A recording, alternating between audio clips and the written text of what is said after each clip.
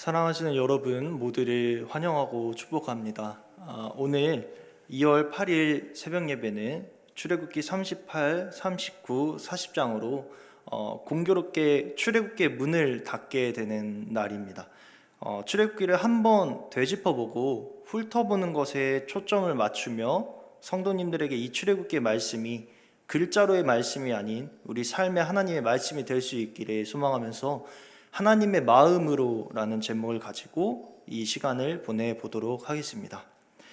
여러분께서 많이 또 아멘으로 화답해 주시고 또 따뜻한 눈빛으로 또 그렇게 봐주시면 감사드리겠습니다. 여러분 혹시 드라마나 영화를 많이 보시나요? 많이 보시죠? 요새 다 모세오경 읽기 한다고 또 믿음대로 산다고 드라마 안 보시고 그러시는 거 아니잖아요. 제가 믿음이 좀 부족했던 것 같습니다. 하지만 말씀을 이어나가야 하기에 다 많이 보시는 줄 제가 잠깐 착각하고 말씀을 이어가도록 할 텐데요. 우리가 익히 좋아하고 명작이라고 이야기하는 드라마나 영화는 보통 기승전결로 이루어져 있습니다. 초반에는 약하고 어려움도 많고 아니면 세계관을 설명하느라고 살짝 재미없기도 하고 밋밋하기도 합니다. 하지만 점점 발전해 나가면서 약했던 주인공이 강하게 되고 모든 걸 무찌르고 어려움 많고 가난했던 주인공이 떳떳하게 성공하는 삶을 살게 되고 되게 편이 되게 많은 마블 영화나 이런 영화들처럼 그런 얽히고 설켰던 밋밋한 세계관들이 나중에는 하나로 딱 합쳐지면서 감탄을 자아내기도 하면서 어려웠던 초중반부가 보통 행복하고요, 쉬운 결말로 막을 내는 경우가 대부분입니다. 그리고 우리는 이런 것들을 보고 명작이라고 얘기하고 이런 내용을 굉장히 좋아하라 합니다. 저도 그렇고요. 하지만 출애굽기는 같이 읽고 계시는 성도님들로서 뭔가 다릅니다. 제가 만약에 출애굽기를 책으로 따로 빼가지고 출애굽 상기, 출애굽 하기 이렇게 나눠서 1장부터 18장의 애굽 탈출편과 19장부터 40장의 신해산 언약편 이렇게 나눠서 판매했다면 아마 출애굽 상기가 100권 팔릴 때에 출애굽 하기는 10권도 채 팔리지 않았을 것입니다. 제단, 법, 성막, 성소 나오기 시작하면 정신이 막 아득해지면서 아니 분명 레위기부터 위기가 찾아온다고 해서 레위기가 내 위기다 하면서 그렇다라고 난 알고 있었는데 그래서 일단 생각 안 하고 출애굽기는 일단 다 읽어보자라고 했는데 아니 웬걸 출애굽기 후반부부터 위기가 찾아오기 시작하는 겁니다. 이 출애굽기는 우리가 익히 생각하는 재밌는 드라마나 명작인 영화랑 구조가 다릅니다. 앞에는 긴장감 넘치게 학대받는 이스라엘부터 요게벳의 노래, 그리고 사명감이 필요할 때마다 읽는 모세가 사명받는 장면, 그리고 긴장감 넘치게 싸우는 바로와 모세의 10가지 재앙, 또 6월절의 출애굽, 그리고 출애굽 한 줄 알고 와 하면서 결말 지어질 뻔했는데 반전으로 다시 애굽 병사들이 쫓아오고 그 긴박함 속에서 기승전결의 홍해가 갈라지면서 기가 막히게 탈출을 하는 우리가 익히 아는 영화였다면요, 여기서 마무리되고 행복하게 살았습니다라고 끝나야 하는데 출애굽기 하기가 기다리고 있는 구조는 조금 다르다라는 것입니다. 왜 그런 걸까요? 사실 드라마나 영화는요, 인간의 원함이 담겨져 있습니다. 그 인간의 욕망을요, 얼마나 긴장감 있게 해소하고 채워주느냐가 드라마나 영화의 재미를 판별하는 가장 중요한 요소입니다. 하지만 성경은 어떨까요? 성경은 우리의 원함이나 욕망을 채워주기 위해 쓰여진 책이 아닙니다. 성경은 하나님의 마음을 써내려간 책입니다. 그렇기에요, 다른 것이고, 그래서 성경을 나의 원함이나 욕망을 채우기 위해서 읽는다면 재미가 없을 수밖에 없는 것입니다. 성경은요, 우리의 실제적인 삶을 표현합니다. 사랑하시는 여러분, 우리는 가끔 이렇게 착각하면서 살아가는 것 같습니다. 이것만 이루어지면, 이것만 내가 따면, 이것만 내가 가지면 그 뒤는 모든 것이 알아서 다 행복할 줄로 착각하는 것 같습니다. 근데 한번 되돌아보면요, 절대로 우리의 실상은 그렇지가 않다는 걸 사실 쉽게 알 수가 있습니다.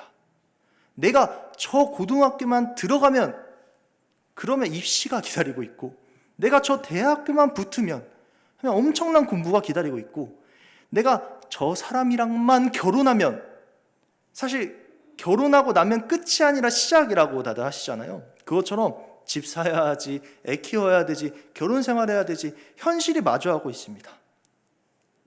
내가 승진만 하면 해서 승진해도 더 큰 책임과 스트레스가 기다리고, 마지막은 뭘까요? 내가 퇴사만 하면 이라고 생각할지라도 퇴사하고 나면 알 수 없는 공허함이 인생에 가득 스며든다는 것입니다. 이처럼 이스라엘 백성들, 그들의 400년간의 원함이 풀어지는, 그들의 가장 큰 소원이 풀어지는 순간이 언제였을까요? 그때가 바로 홍해 사건이었습니다. 성경을 볼 때 정말 이해가 안 됐던 부분이 있습니다. 바로 이스라엘 백성들이 바보같이 하나님에 대한 원망을 반복하는 부분이 나올 때였습니다. 하지만요, 사실 그 이스라엘 백성들의 입장이 이해가 되는 부분도 알아보니까 조금은 있더라고요. 그들은요, 어떻게 생각했을까요? 이 홍해만 건너면 모든 문제가 다 해결될 줄 알았거든요. 그 홍해 바다를 지나고 그 수많은 병거들과 기병들, 애굽의 그 군사들이 다 물에 잠겨버리고 군대가 전멸했을 때 이스라엘 백성들은 이제 드디어, 이제 됐다, 이제 해놨다, 이제 적과 꿀이 흐르는 저곳만이 남았구나라고 생각했다는 겁니다. 하지만 그렇게 생각했던 이스라엘 백성들 앞에 기다렸던 것은 그곳이 아닌 광야였습니다. 그렇게 홍해를 건넌 후에 백성들이 사흘길밖에 지나지 않았는데 불평하고 원망하는 모습을 보면서 또다시 이해가 안 되고 한심해 보이기도 하지만, 이번에 한번 제가 시간을 두 가지로 나누어 볼 건데요. 첫 번째는요, 물리적인 시간과 정서적인 시간입니다. 이게 무슨 뜻이냐면, 사실 사람은 물리적인 시간이 아닌 정서적인 시간에 지배받는 존재들이거든요. 일주일 뒤에 돌아올게 라는 말은 기다릴 수 있지만, 그 일주일이 지난 후에도 돌아오지 않았을 때 1시간은 우리가 기다리지 못합니다. 6시간만 지나면 퇴근할 줄 알았는데 그 6시간은 그럭저럭 지나가지만 그 뒤에 직장 상사 때문에 갑작스럽게 찾아온 야근에는 10분만 앉아 있어도 좀이 쑤시기 일쑤입니다. 그저 기대에 없었던 400년의 노예 생활보다 이제 해방된 줄 알고 난 후에 그 3일이 그들에게는 물리적으로는 훨씬 짧은 시간이지만 정서적으로는 더 고통스럽고 긴 시간으로 느껴졌다는 이야기입니다. 하나님께서는 신광야 이전에는 만나를 주시지 않았는데요, 이스라엘 백성들이 출애굽할 때 급하게 어깨에 짊어지고 나왔던 그 반죽들이 다 떨어지고 아이들이 막 울기 시작하고 이래저래 불평이 막 쏟아지기 시작하는 겁니다. 그때 이스라엘 백성들은 다시금 하나님을 원망하기 시작합니다. 여러분, 애굽은 대단한 나라였습니다. 하지만 이스라엘 백성들이 그 대단한 애굽을 손 하나 까딱하지 않고 유일하게 한 것은 문설주에 피를 바른 것뿐, 그것을 제외하면 아무것도 하지 않았습니다. 이 전쟁은 하나님께서 다 주관하셨습니다. 하지만 하나님은 12장에 폐물과 의복, 물품들을 취하게 하시고 심히 많은 가축을 데리고 갈 수 있게 해주셨습니다. 모두 하나님께서 주관하신 전쟁이지만 우리에게, 그 이스라엘 백성들에게 전쟁을 승리한 자의 모습을 그들에게 그저 주셨던 겁니다. 그렇다면요, 이스라엘 백성들의 배고프다는 말이 조금 맞지 않게 됩니다. 그들의 힘이 많은 가축들이 있었기 때문입니다. 그러면 그들은 왜 하나님께서 이미 주셨던 전리품들이 있었음에도 왜 그렇게 짜증을 냈던 것일까요? 그들은 가나안으로 바로 갈 줄 알았던 겁니다. 17장 3절에 보면요, 우리 가축이 목말라 죽게 하려는 겁니까? 라고 얘기하는데요, 이미 그 가축들이, 하나님께서 그저 거저준 가축들이 이미 자신의 것이 되어 있었다는 얘기예요. 폐물, 전리품, 의복, 가축들이 하나님께서 거저주신 것임을 까맣게 잊고 뒤로 이렇게 숨겨놓은 채, 아니 이건 내 거고 하나님 당신 이렇게 식량이 없고 아이들이 울고 있는데 어떻게든 하란 말입니다 라고 소리를 지르고 있는 모습이란 얘기예요.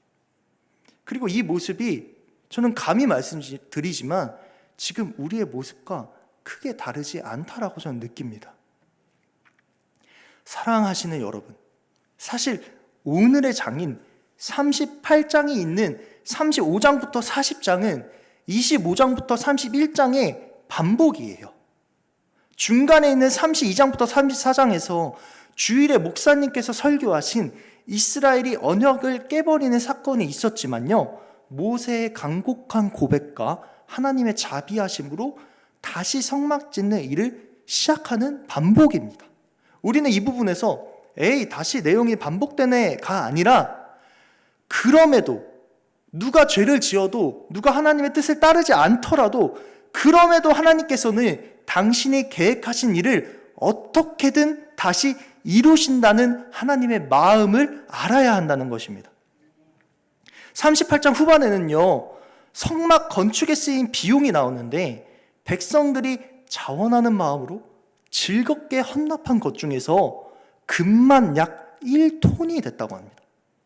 오히려 예물이 너무 많아서 더 이상 가져오지 못하게 할 정도로 하나님의 성막을 위해 엄청난 예물을 정말 기쁨으로 이렇게 드렸다고 기록되어 있어요. 여러분, 출애굽 초기에 하나님께서 거저 주신 폐물들과 가축들이 자기의 것이라고 우기던 그들이 이제는 출애굽 이후의 광야길에서 하나님의 진노하심과 용서하심과 하나님의 인도하심을 배우고 신앙을 철저히 경험하고 난 뒤에는 그걸 아까워서 내 거라고 했던 그들이 이제는 하나님을 위해 아낌없이 바치는 자들이 되었다는 사실입니다.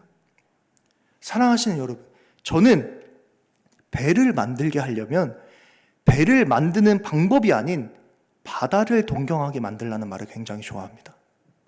물론 지금은 제가 너무나도 부족하지만요, 지금의 저를 만든 3가지가 있습니다. 바로 하나님을 경외하는 마음과 제 어머니의 기도와 3번째는 성경 지식이나 세상 지식이 아닌 우리 담임 목사님을 동경하는 마음, 그 3가지입니다.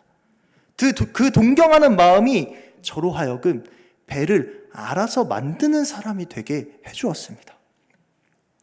성막을 만드는 출애굽기 뒷부분의 내용들이 지식적으로 아는 것 또한 너무나도 중요합니다. 정말 중요해요. 그렇지만 제가 생각하기에 먼저 중요한 것은 이 내용을 우리가 어떤 마음으로 읽기를 원하시는지에 대한 하나님의 마음을 알아보려고 애쓰는 것입니다. 저는 이 성막 만드는 이 부분을 엄청나게 잘 알지도 해박하지도 않을 뿐더러 저의 이런 지식으로 급하게 알아온 이야기를 이거를 해도 그것이 저에게도 여러분에게도 적용되기는 매우 어렵다고 생각했습니다. 저는요, 이것을 알려주려는 것이 아니라 알고 싶게 하기 위해서 이 자리에 나왔습니다. 사랑하시는 여러분, 이제 말씀을 마무리하려 하는데요, 이 출애굽기의 스토리가 왠지 익숙하지 않으십니까? 바로 이 출애굽기는 우리의 인생의 신앙생활을 담고 있습니다. 세상에서 허우적대던 나를 흥미진진하고 짜릿하게 세상에서 나를 구출하셔서 하나님의 자녀로 삼아주셨던 그 기쁨, 나는 아무것도 하지 않고 하나님께서 모든 전쟁을 처음부터 끝까지 인도하시고 전쟁에서 승리한 자의 모습을 나에게 거저주시면서 내가 한 것이라고는 그저 문설주의 어린 양의 피를 바른 것, 즉 예수님을 나의 구주로 영접한 것 그 하나뿐인 그 은혜의 시절.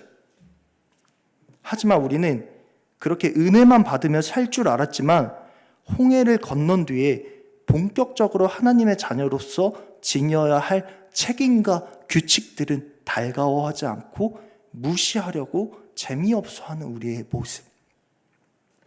출애굽기 앞부분은요, 내가 받는 것이기에 재밌고 그렇게 읽지만 뒷부분에 내가 해야 할 것들이 나열되는 순간 흥미를 잃어버리는 우리의 모습을요, 하나님께서 저와 여러분이 출애굽기를 읽는 것만으로도 깨달을 수 있게 해주신 거라는 겁니다. 하나님께서 사랑하시는 여러분, 이제 나아가시기를 축복드립니다. 더 이상 눈앞의 광야가 두려워서 계속해서 출애굽한 하나님의 자녀의 모습에서 다시 세상의 노예로 돌아가고 다시 은혜로 출애굽하고 다시 세상의 노예로 돌아가는 그 악순환의 굴레에서 벗어나시고 이제 내가 거저받은 은혜의 인생을 어떻게 하나님을 위해 살아갈지를 고민하며 우리가 살아갈 때 필요한 모든 것은 하나님께서 알아서 인도해 주시는 광야길에 오르시는 여러분이 되시기를 간절히 부탁드립니다. 이 예배에 함께하는 저와 여러분은 이제 이 시간 이후로부터 나아간 광야길에서 아직 하나님의 은혜를 한 번도 경험하지 못한, 아직도 애굽의 세상의 노예로 살고 있는 자들, 그리고 경험했음에도 끝없이 스스로 애굽으로 돌아가는 것을, 광야길이 무서워서 다시 애굽으로, 다시 세상으로 돌아가는 것을 반복하는 그 자들의 손과 마음을 붙잡고 애굽을 탈출할 수 있게 본이 되어야 하는 사람들임에 분명합니다. 그것이 바로 출애굽기를 통해 우리에게 원하시는 하나님의 마음인 줄로 저는 믿습니다. 기도하겠습니다. 언제나 우리를 사랑하시는 주님,